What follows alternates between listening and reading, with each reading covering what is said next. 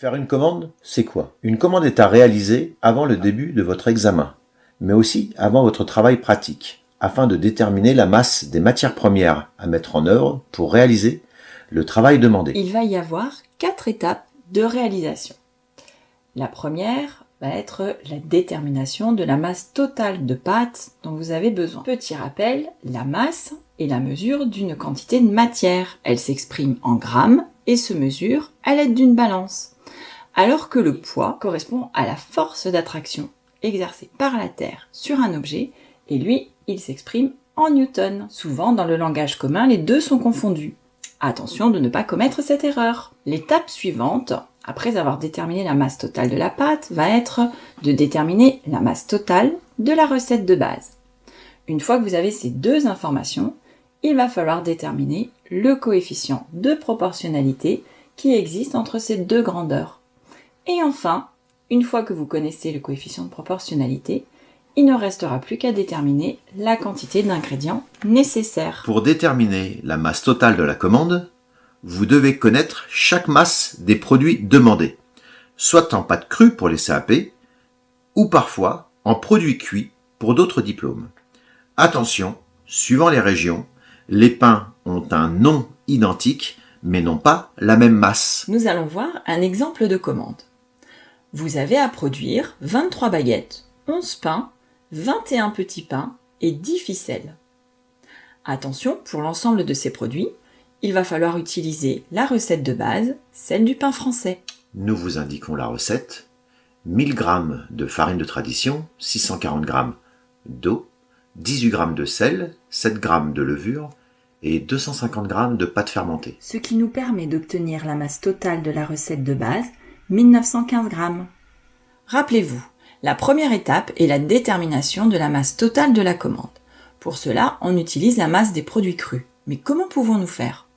Pour les baguettes, par exemple, nous savons qu'une baguette a une masse de 350 g, donc nous allons la multiplier par 23, c'est le nombre de produits demandés, et nous obtiendrons 8050 g de pâte pour produire ces 23 baguettes. Il nous suffira de répéter l'opération pour les pains, les petits pains et les ficelles. Il est temps maintenant de rechercher le coefficient de proportionnalité. Nous connaissons la masse totale de la recette de base, 1915 g, et la masse totale de la commande, 17 320 g.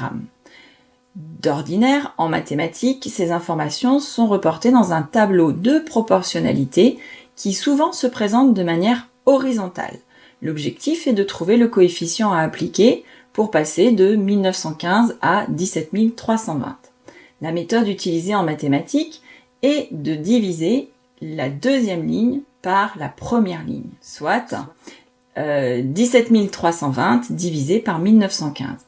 On obtient alors 9,044, ce qui correspond au coefficient que l'on peut appliquer pour passer de la première ligne à la deuxième ligne. C'est le coefficient de proportionnalité. Il se trouve que le tableau utilisé pour la commande se présente verticalement. Cela reste un tableau de proportionnalité. Pour déterminer le coefficient de proportionnalité, il faut alors diviser la masse totale donc de la commande par la masse totale de la recette de base, ce qui revient à faire exactement le même calcul que précédemment, c'est-à-dire 17 320 divisé par 1915. On retrouve le coefficient de 9,044.